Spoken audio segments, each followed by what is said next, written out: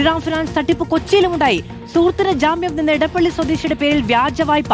CIBIL score പരിശോധിച്ചപ്പോഴാണ് 6,80,000 രൂപയുടെ വായ്പയുണ്ടെന്നറിഞ്ഞത്. ബ്രാഞ്ചിൽ തിരക്കിയപ്പോൾ സാങ്കേതിക പിഴവാണെന്നാണ് വിശദീകരണം. റംഷ CP വിവരങ്ങളുമായി ചേരുകയാണ്. റംഷ, ലോൺ എടുത്തവർക്ക് മാത്രമല്ല, ജാമ്യം നിൽക്കാൻ വേണ്ടി ഡോക്യുമെന്റ് കൊടുത്ത ആളുകളുടെയും പേരിൽ ലക്ഷങ്ങളുടെ ബാധ്യത. തീർച്ചയായും അത് തന്നെയാണ്.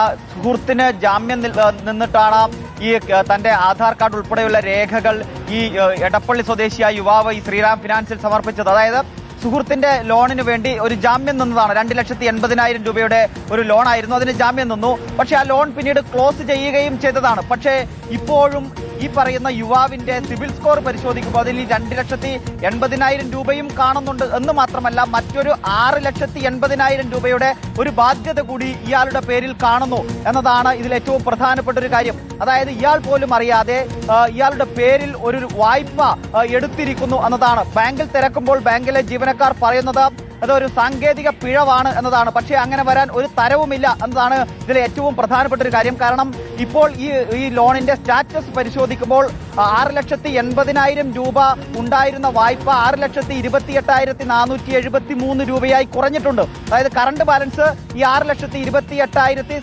ചില്ലാനും രൂപ മാത്രമേ ഉള്ളൂ. അതായത് ആ വായ്പയിലേക്ക് തിരിച്ചടവ് വന്നിട്ടുണ്ട്. അപ്പോൾ അത് ഒരു സാങ്കേതിക പിഴവിന്റെ ഭാഗമായി വന്നതല്ല, അത് മറ്റാരുടെയോ പേരിലുള്ള ലോണാണ്.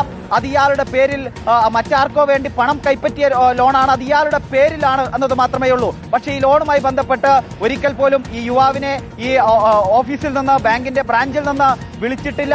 ലോൺ തിരിച്ചടക്കുന്നതിന് വേണ്ടിയും വിളിച്ചിട്ടില്ല.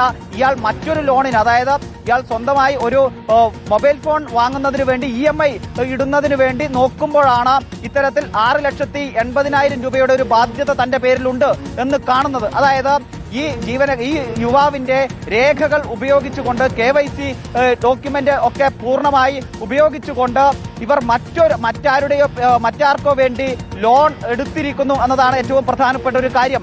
ഇങ്ങനെ ഇനിയും ആളുകളുണ്ടോ എന്ന കാര്യമാണ് പരിശോധിക്കപ്പെടേണ്ടത്. ശ്രീറാം ഫിനാൻസിനെ സംബന്ധിച്ച് ഇപ്പോൾ നമ്മൾ നേരത്തെയൊക്കെ വാർത്തകൾ നമ്മൾ റിപ്പോർട്ട് ചെയ്തതുപോലെ സംസ്ഥാന വ്യാപകമായി ഇത്തരത്തിൽ പലയിടങ്ങളിലും ഇങ്ങനെ ചില സംഭവങ്ങൾ റിപ്പോർട്ട് ചെയ്യപ്പെടുന്ന സാഹചര്യത്തിൽ കൊച്ചിയിൽ തന്നെ മറ്റ് ആളുകളുടെ പേരിൽ ഇങ്ങനെ ഉണ്ടോ എന്ന് അറിയണമെങ്കിൽ അവരും ഈ നിലയിൽ അതായത് ഈ ബാങ്കുമായി, ശ്രീറാം ബാങ്കുമായി, ഫിനാൻസുമായി ബന്ധപ്പെട്ട എന്തെങ്കിലും തരത്തിലുള്ള ഇടപാടുകൾ നടത്തുകയോ ഇടപാടുകൾക്ക് ജാമ്യം നിൽക്കുകയോ മറ്റെന്തെങ്കിലും കാര്യത്തിൽ ആ ബാങ്കുമായി എന്തെങ്കിലും തരത്തിലുള്ള ആശയവിനിമയമോ ഡോക്യുമെന്റ് കൈമാറ്റമോ നടത്തിയവരെല്ലാവരും തന്നെ അവനവന്റെ സിബിൽ സ്കോർ പരിശോധിക്കേണ്ടുന്ന ഒരു സാഹചര്യത്തിലേക്ക് എത്തി നിൽക്കുകയാണ് കാര്യങ്ങൾ എന്നതാണ്.